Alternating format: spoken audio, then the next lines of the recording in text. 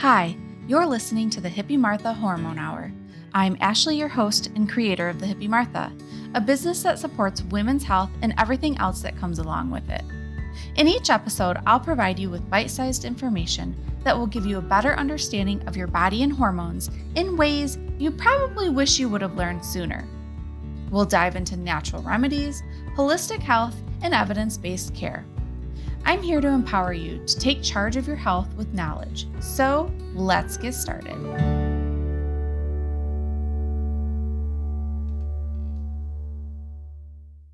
Hey friends, and welcome back to the Hippie Martha Hormone Hour. I'm Ashley, your host, and today we're going to elaborate from my first episode on hormone balance because I wanted to dig a little deeper. Now, when people talk about balance, it often sounds like we are supposed to be perfectly even all the time. But the truth is, our hormones aren't meant to be still. As you learned in the last episode, they ebb and flow throughout the month, and that's what makes the menstrual cycle so beautiful.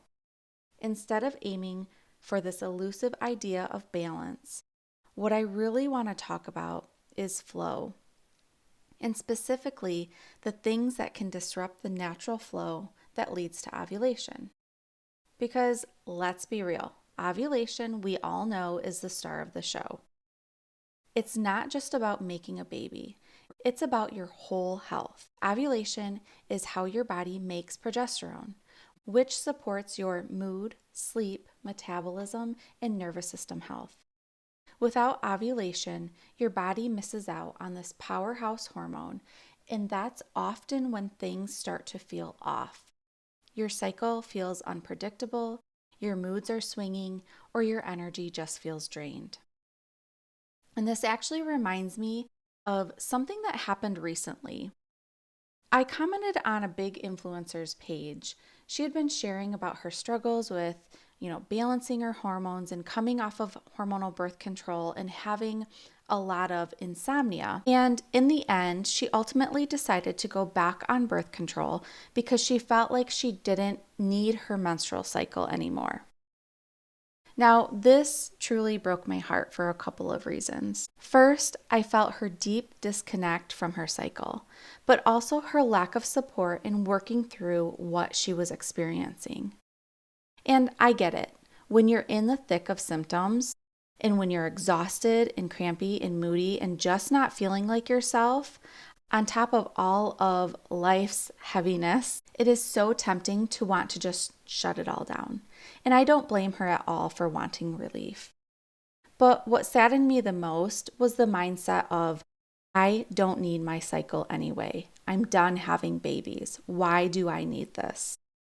Because the truth is, we do need the hormones that come from ovulation. They're not just about pregnancy.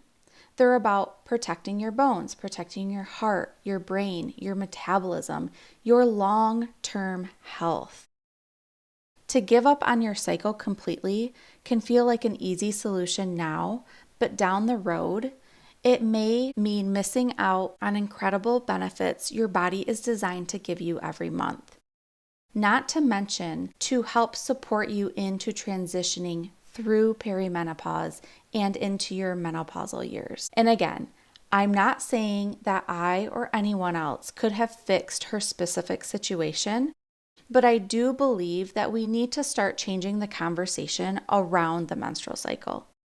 It is not a nuance. It is not optional. It is a vital sign of health. So with that in mind, let's talk about the disruptors, the everyday things that can throw your cycles off and make ovulation harder. Because sometimes just understanding what's getting in the way can help us make small supportive shifts instead of feeling like the only option is to shut the whole thing down. I want to shine a light on the big disruptors.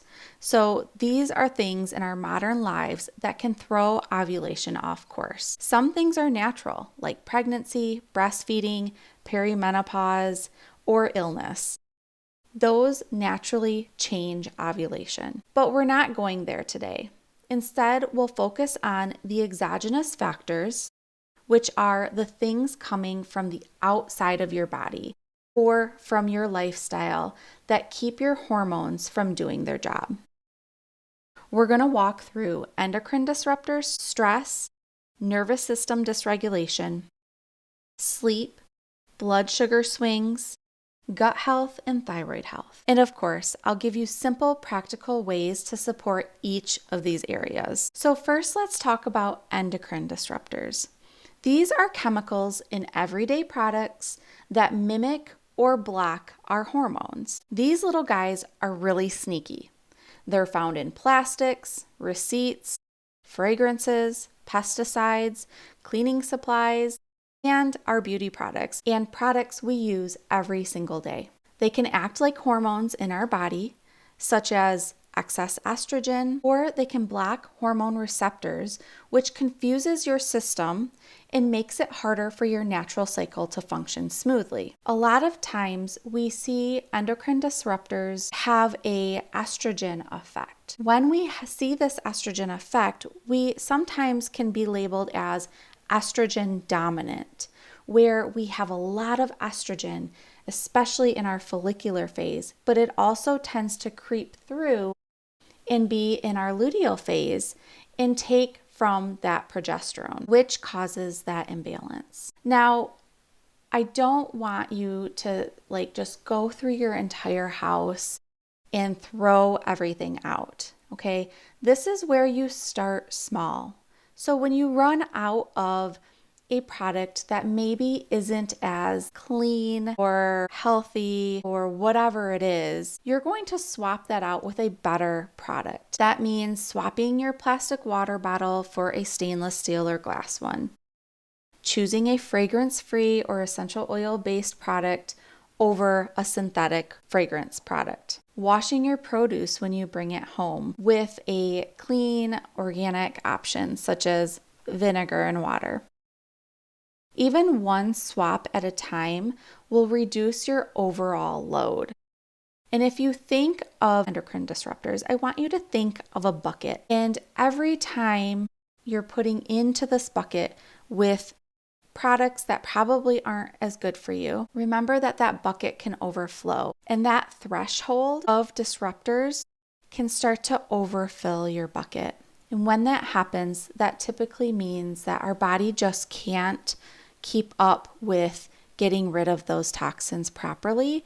And so they stay within our cells of our body. And when that happens, we notice a lot of different things. Sometimes you can notice skin issues, digestion changes, liver, like fatty liver disease, even just like liver issues or gallbladder issues. So all of these things can really cause our body to become off balance and just not feel like we're running smoothly. The next is stress and nervous system dysregulation.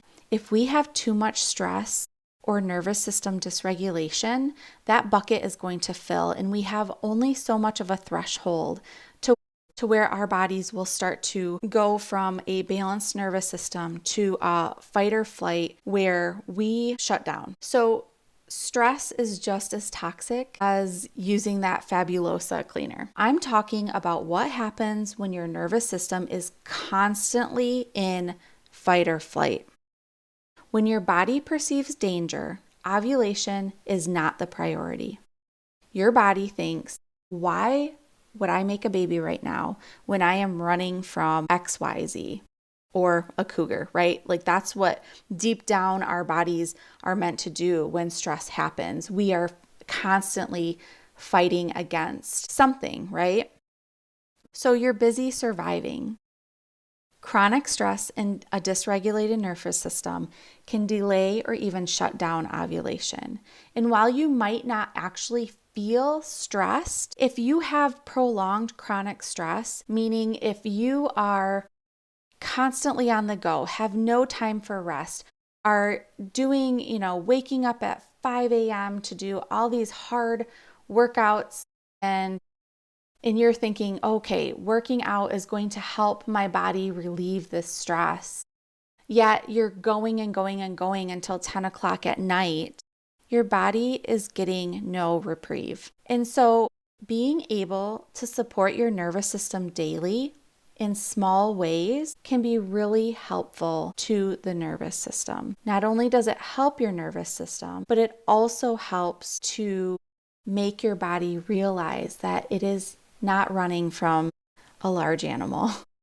It is safe, and sometimes because we are constantly overstimulated, our bodies don't feel comfortable when they feel safe. I have experienced this tenfold because I grew up learning that my self-worth was if I was productive. If I was doing something, I was a better person. And that is a really hard thing to break. What I have learned over the years with therapy and other therapists and reading and all of the things is that simple daily nervous system resets can help with this overwhelm.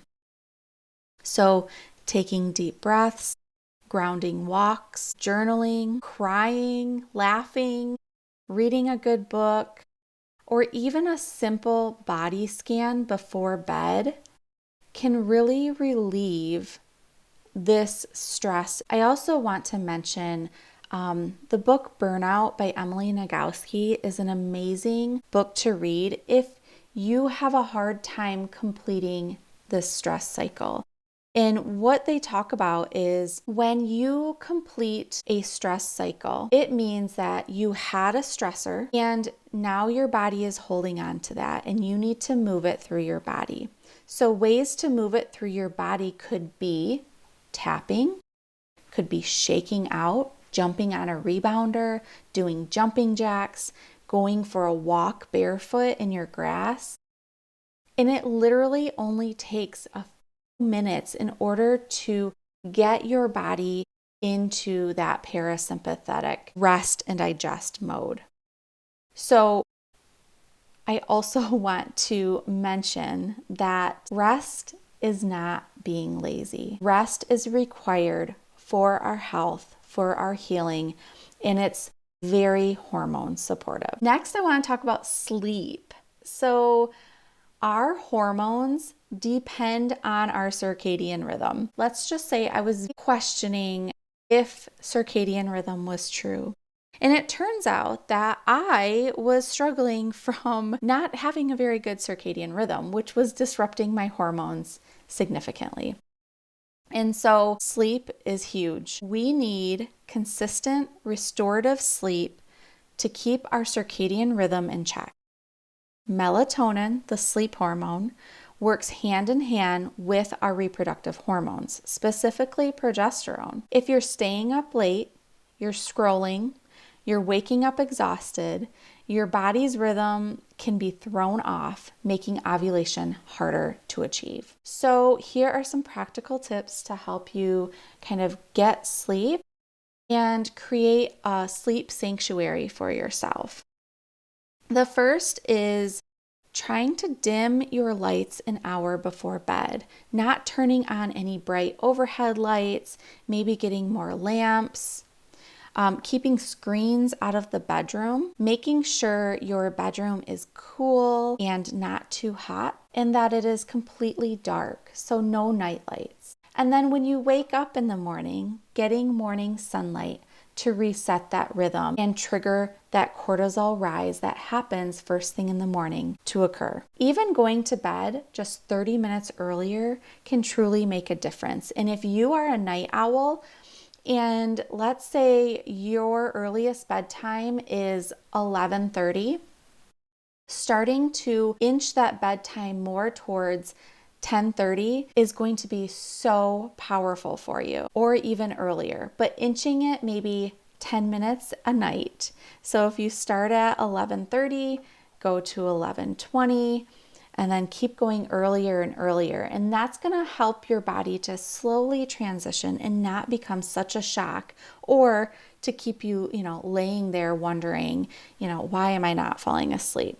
I also have so many herbs and a few supplements that I recommend to get really good quality deep sleep, especially if you struggle with this. So feel free to reach out. I love to help people, especially on an individual basis. The next is blood sugar. When our blood sugar spikes and crashes, it releases the stress hormone cortisol. And if your blood sugar is constantly spiking and crashing, your body is stressed.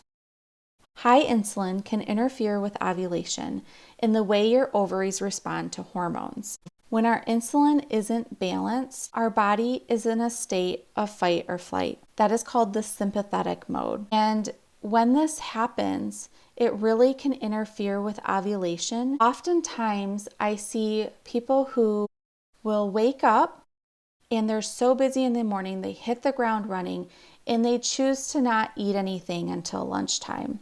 And this is a huge problem because our body needs that food and the nutrients and the protein and the insulin release in order to function properly.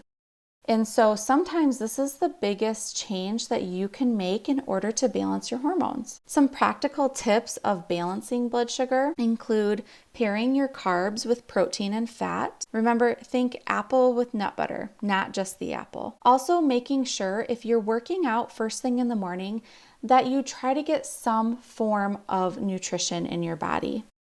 That could be a protein bar, maybe a banana with some nuts or nut butter and a couple chocolate chips. Whatever it is, try to prioritize that before your workout. Also, prioritizing protein at breakfast to set the tone for the day can make a huge difference in the overall way we feel and go about our day. Making these little shifts stabilize your blood sugar and reduce the stress on your hormones, which in return can help to balance them out. Next is gut health. The gut helps process estrogen. Gut health might not be the first thing you think of when it comes to hormones, but it plays such an important role in the metabolism of your hormones. Your gut microbiome helps process and recycle estrogen. The liver does as well. And if your gut is inflamed or sluggish or has some type of dysbiosis, estrogen can get reabsorbed, leading to symptoms like heavy periods, PMS, or mood changes. Finding the root cause of gut dysbiosis can also help with understanding why there might be an imbalance. Now, gut health was a huge one for me, especially when I had noticed that I hadn't had a true period in over 6 months. Now, this was way back when I had first gotten off of hormonal birth control, and I noticed that I was having a lot of migraines, a lot of headaches, tons of skin breakouts. I was constantly stressed, unable to really go about my day in a healthy way because my body was in this survival mode. I also was diagnosed with SIBO and H. pylori, which is small intestine bacterial overgrowth. And so I wasn't getting the nutrients, even though I was eating a lot of really healthy, nutrient-rich foods, my gut was not absorbing anything. And so it really took a lot of time in working with a provider that understood my concerns and was able to look at my overall health, my overall gut function, and what I needed in order to heal my gut and then be able to start absorbing these nutrients and detoxing my body. So gut health is huge. If even at starting here, if you have done all of the other things I suggested and you're like, what's next? Gut health is probably going to be next on your list. So practical tips: feeding your gut with fiber, fermented foods for sometimes fermented foods can really cause a lot of issues, especially if you are struggling with SIBO. So kind of see how you're feeling with those types of foods, and eating a diverse amount of foods. Aiming for colorful plants throughout the week, and of course, utilizing stress management support can also help your gut as well. Lastly, I want to talk about thyroid health. So a lot of times when I am looking at clients' menstrual cycle charts, I identify a lot of thyroid insufficiencies because thyroid hormones are directly tied to ovulation. So when we look at charts, a lot of times your basal body temperatures can be lower than the recommended value. And if you're a person who has said, my temps are always low, like I always run cool, you might want to dive a little bit more into thyroid health. And if you say, my mom has had always run on the cooler side, you know what? Your mom probably had a thyroid insufficiency too. And I'm not saying that it's all thyroid. Sometimes it's linked to that gut health too. It's the way you're absorbing your vitamins and minerals. And if you're not absorbing them well, your body's not getting it, which then leads to that thyroid health. And remember in the last episode, we talked about those upstream factors. And so when we have these upstream factors, they affect the downstream factors, and all sorts of different things can arise. Your thyroid and your ovaries are in constant communication with one another. If your thyroid is sluggish, ovulation may be delayed or absent. This is why so many women with thyroid conditions notice cycle changes, especially midlife. Now, thyroid and adrenal are linked together. This is like a whole nother episode that I would love to talk about and discuss, because our adrenals actually make some of our hormones, especially when we hit menopause. And so there's a lot of things to think of, but if we want to support our bodies as much as possible, we want to really look at how well is it functioning. So paying attention to signs like fatigue, hair changes, cold hands and feet, low basal body temperatures, especially throughout the follicular phase. We really want to advocate for a full thyroid panel if you suspect an issue. And you can have that done at your physician's office. And I actually have a full panel, and I don't mean just TSH. I mean a full thyroid antibody, the whole gamut of what to test, because we really want to look at the whole picture. And also, so long as your gut is absorbing minerals, you want to nourish with minerals like selenium and iodine through whole foods, including Brazil nuts, seaweed, eggs. Those are all really good for your thyroid health. All right, so there you have it. All of the big external factors that can disrupt your hormone flow and make ovulation feel out of reach. Now, this is the tip of the iceberg, my friends. And if you are looking for more information or really wanting to dive deep, I would love to be your detective and help you with that. I also want you to remember that it's not about being perfect or fixing everything at once. Even one small supportive shift can make a difference for your cycle. Because at the end of the day, ovulation isn't just about making babies. It's about your whole health. Supporting your body to ovulate regularly is one of the most powerful things you can do. If today's episode resonated with you, share it with a friend who could use this reminder. And if you want more personalized support, you can always connect with me for a private consult. I'd love to help you figure out what's throwing your hormones off and how to bring them back in flow. Thanks for hanging out with me today. Until next time, take a deep breath, drink some water, and remember, you're not broken. Your body just needs some love and support to do what it's beautifully designed to do. Take care.